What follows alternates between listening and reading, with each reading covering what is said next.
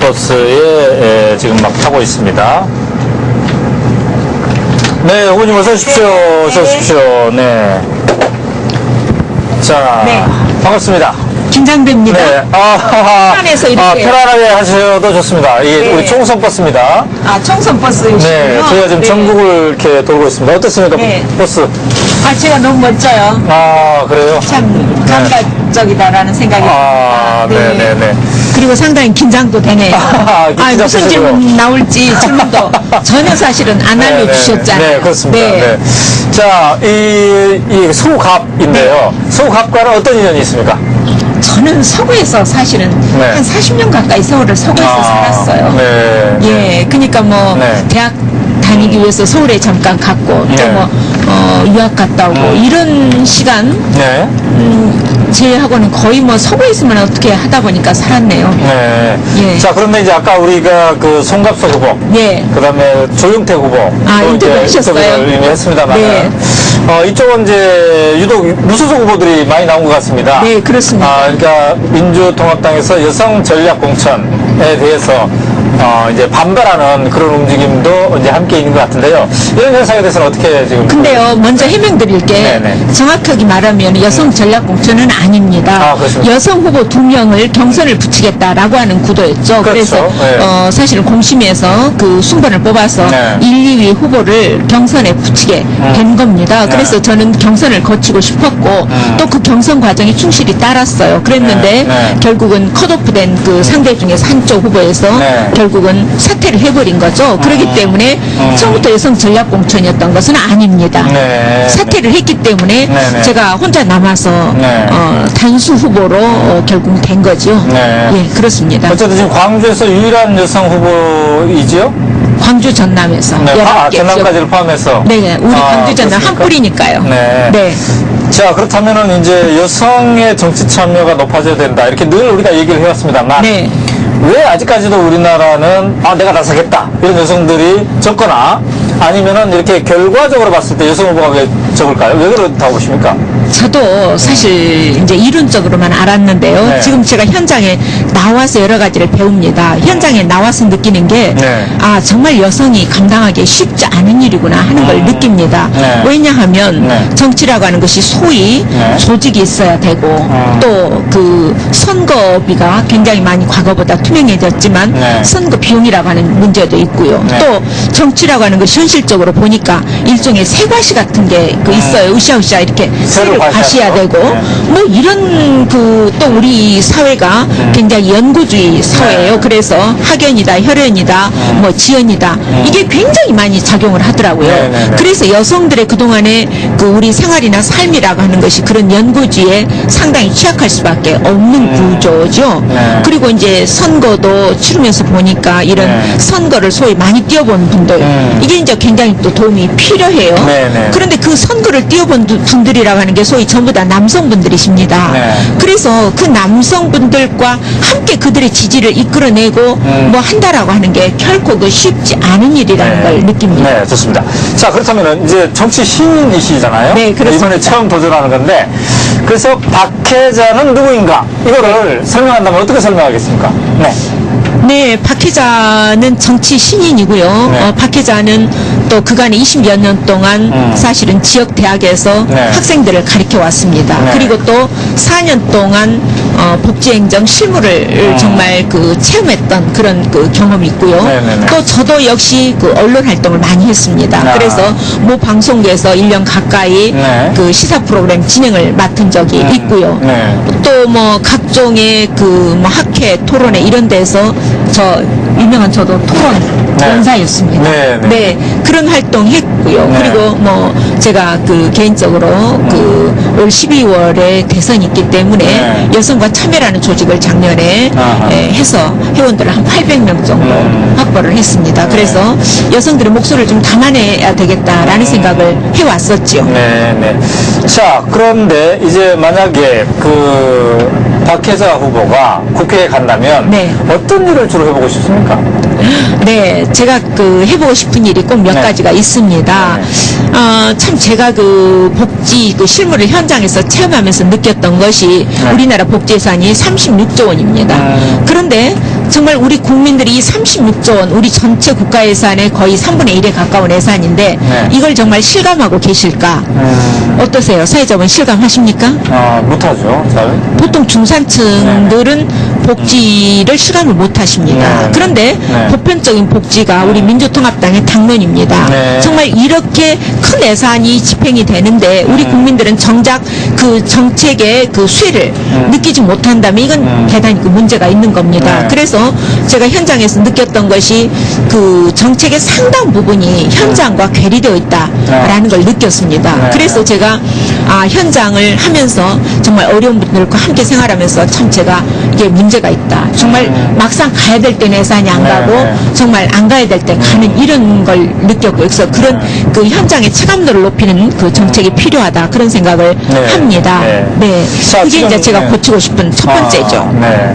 자, 지금 이제 서구갑, 광주 서구갑에 여러분들이 지금 와 있습니다만, 우리 총수버스가 와 있습니다만, 그런데 이 서구갑에 아까 송갑석, 조용택 이 후보를 먼저 만났습니다만, 네.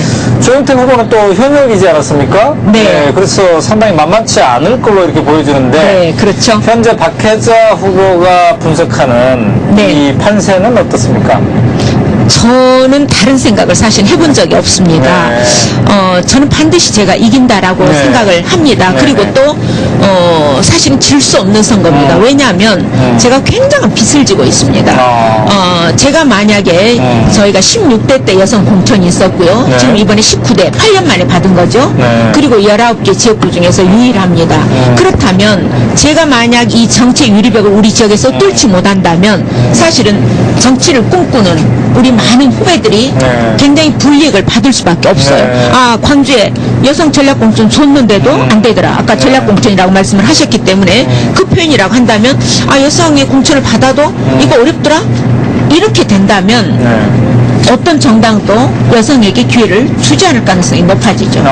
그렇기 때문에 저는 이 싸움이 저 혼자만의 싸움이 아니다라고 생각을 합니다. 네. 제 어깨 위에 큰 짐이 얹어져 있습니다. 그래서 제가 기필코 이 선거에 승리를 해서 네. 최소한 우리 후배들에게 정치를 꿈꾸는 후배들에게 네. 눈은 안 돼야 되겠다.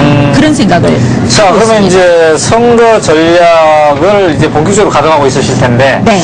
여성이기 때문에, 이 점은 참 유리하다, 이런 게 있다면 어떤 걸까요? 선거운동 하면서 이렇게 반응도 있었고 그럴 텐데. 네. 네. 쉬운 말로 오늘 제가 그 강대중의 노래교실 또 저기 어디를 갔느냐면 네. 에어로빅 뭐 이런 데를 갔습니다. 네. 수영장 같은데. 그런 데는 아마 남성 후보들은 좀 가기가 좀 어려운 데죠. 네. 예. 에어로빅 옷 갈아입어도 저는 뭐 아무 상관이 없거든요. 네. 예. 그런 데 가는 건 뭐 가능하죠. 그러나 네. 다른 관점에서 여성 후보에 대해서 그다지 제가 뭐 실감할 수 있는 네. 장점은 그렇게 많지 않은 것 같아요. 네. 저 발로 뛰어서 아침에 그 7시부터 사실 이제 시작을 합니다. 네. 그래서 저녁에 12시까지 이제 해요. 뭐 이러니까 아침에 이제 일어나서 뭐 세수도 하고 뭐 네. 샤워도 화장도 좀 해야 될 것 같고 네. 머리도 좀 만져야 되는 시간이 1시간 정도는 필요해요. 그래서 6시에 준비해서 7시에 나옵니다. 그런 것도 좀 남성에 비해서 남성들 같으면 한 5분이면 준비하고 나가지 않을까 그런 생각도 합니다. 네. 그렇군요. 네. 예. 자, 그런데 그 여성 후보로 이 서구갑에서 민주통합당에서 전략직으로 이렇게 했을 때 그때 조금 말이 잡음이 좀 나왔습니다. 왜냐하면 특정 대학 출신이다. 우리 박혜자 후보도 그렇고 또 그때 거론됐던 후보도 네. 특정 대학에 특히 한명숙 대표랑 같이 이렇게 연결된 이런 대학이지 않느냐 이런 잡음이 나왔는데 그때를 조금 그때 오해받은 독자들이 있었다면 좀 해명한다면 어떤 겁니까? 오해받을 일이 없는 게 저는 네. 1월 25일자로 출마 선언을 했습니다. 네. 그랬고 네. 사실 장 후보가 나온 것은 저보다 훨씬 늦게 나왔죠. 저는 사실 저하고 그 선배 되시는 장 네. 후보가 나올 것을 네. 전혀 예측하지 못했습니다. 전혀 예측하지 못한 네. 상태에서 네. 제가 상대할 때는 네. 현역 의원과 또 그 송갑석 후보를 꺾겠다는 일념으로 나온 것이고요. 네네. 그랬지 그 상대를 제가 감히 그 제가 존경하는 선배를 네. 그 상대하게 되리라고는 사실 꿈도 못 꿨습니다. 어느 날 갑자기 언론에서 네. 선배가 나오신다고 해서 제가 너무나 놀랐었고요. 그렇기 때문에 전혀 그 계획된 바가 아니었고요. 또 이제 뭐 특정 대학 여대 출신 말씀을 하시는데요. 저도 참 대학 그 4년 다녔고 대학원을 그 2년을 다니면서 6년을 세월을 보냈습니다. 네. 그럼에도 불구하고 저는 중앙에서 활동하지 않았기 때문에 주로 이제 제가 활동 무대가 네. 우리 그 광주 전남이었기 때문에 많은 분들이 저는 그 제가 심사를 그 공심에도 들어가 보니까 네. 저는 그 라인으로 보는 것 같지를 않더라고요. 죄송한 말씀 같습니다.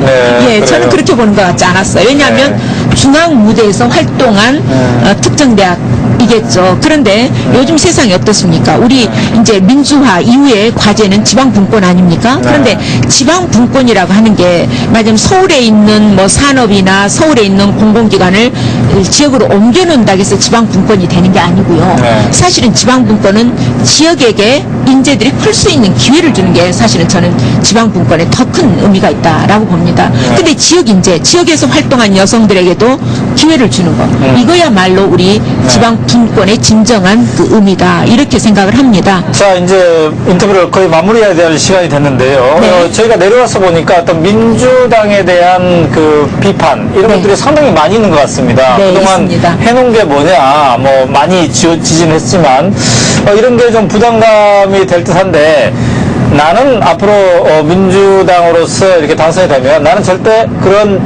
비판이 나올 일을 반복하지 않을 것이다. 이러한 뭔가가 있다면 뭐 때문에 그런가요?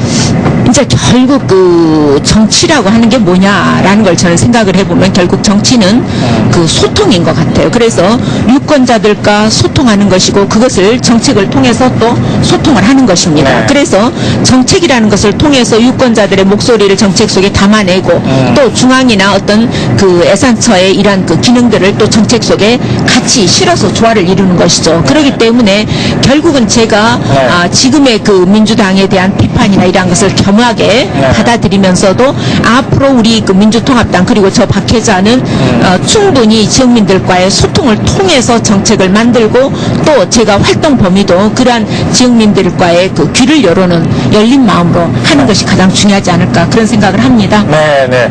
자, 이제 한 30초 정도 우리 카메라 보시고 네. 우리 서구 갑 그 유권자들에게 마무리 인사하는 시간 갖겠습니다. 네, 30초 정도 드리겠습니다. 네, 이번 총선은 단순한 총선이 아닙니다. 대선으로 가는 길목에 있는 선거입니다. 여러분들 어떻습니까? 지난 4년간 정말 힘들고 고달프셨죠. 이 상황이 다시금 우리가 잘못하면 5년을 더 기다려야 됩니다. 5년의 세월, 그러게 되면 10년입니다. 10년이면 강산도 변합니다. 우리 이번에 분명하게 바꾸십시다. 그 바꾸기 위해서는 이 박혜자와 함께 여러분들이 해주셔야 합니다. 박혜자를 압도적인 지지로 당선시켜서 여러분들이 민주통합당이 정권교체의 주역이 될 수 있도록 그렇게 여러분들께서 힘을 모아주십시오. 여러분들 박혜자와 함께 해주실 것을 부탁드립니다. 네, 감사합니다. 네, 좋은 성과 있기를 기대하겠습니다. 네, 감사합니다. 네.